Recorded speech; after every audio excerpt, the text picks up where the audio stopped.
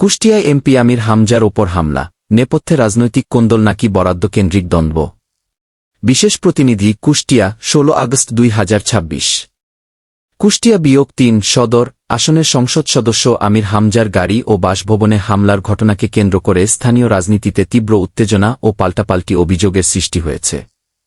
হামলার ঘটনার পর একে অপরের উপর দোষ চাপিয়ে সামাজিক যোগাযোগ মাধ্যম ও সংবাদ মাধ্যমে নানা বক্তব্য দিচ্ছে বিভিন্ন রাজনৈতিক পক্ষ। ঘটনার সূত্রপাত ও বক্তব্য বিতর্ক।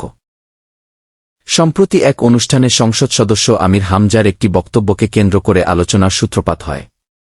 তিনি বক্তব্যে উল্লেখ করেছিলেন, আগামী ৫ বছর কুষ্টিয়া সদর আসনে আমিই প্রধানমন্ত্রী।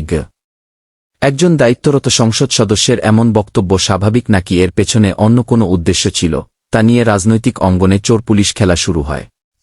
এই বক্তব্যের পরপরই তার বাসভবন ও গাড়ি লক্ষ্য করে হামলার ঘটনা ঘটে। নেপথ্যের কারণ ও কোটি টাকার বরাদ্দ। হামলার নেপথ্যে কেবল একটি রাজনৈতিক বক্তব্যই দায়ী নয় বলে মনে করছেন স্থানীয় রাজনৈতিক পর্যবেক্ষকদের একটি অংশ। তাদের মতে এর পেছনে মূল কারণ হতে পারে আসনটির জন্য নির্ধারিত সরকারি কোটি টাকার উন্নয়ন বরাদ্দ। এমপি আমির হামজার অধীনে এই বরাদ্দ বাস্তবায়িত হলে প্রতিপক্ষ রাজনৈতিক বা প্রভাবশালী গোষ্ঠীগুলো সেখান থেকে অনৈতিক সুবিধা বা ভাগ নিতে পারবে না, এমন আশঙ্কা থেকেই এই আক্রমণ চালানো হয়ে থাকতে পারে। দলগুলোর পাল্টাপাল্টি অভিযোগ। হামলার ঘটনার পর থেকে দলগুলোর মধ্যে শুরু হয়েছে কাদা ছোড়াছুড়ি।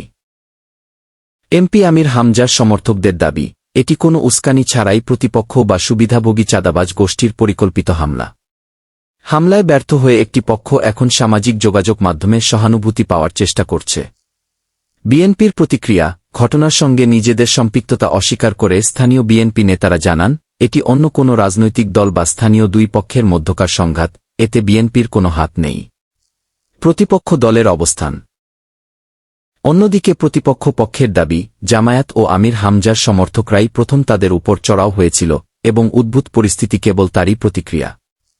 নিরাপত্তার দাবি ও জামায়াতের নীতি। সার্বিক পরিস্থিতির প্রেক্ষাপটে জামায়াতে ইসলামীর কেন্দ্রীয় ও স্থানীয় নেতৃত্বের প্রতি দলটির সংসদ সদস্যদের নিরাপত্তা ও সরকারি প্রোটোকল বৃদ্ধির দাবি উঠেছে।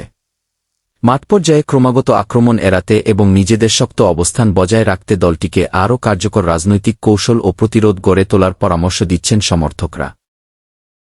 এ বিষয়ে স্থানীয় আইনশৃঙ্খলা বাহিনীর পক্ষ থেকে জানানো হয়েছে, হামলার ঘটনাটি তদন্তাধীন রয়েছে এবং দোষীদের শনাক্ত করে আইনানুগ ব্যবস্থা নেওয়া হবে।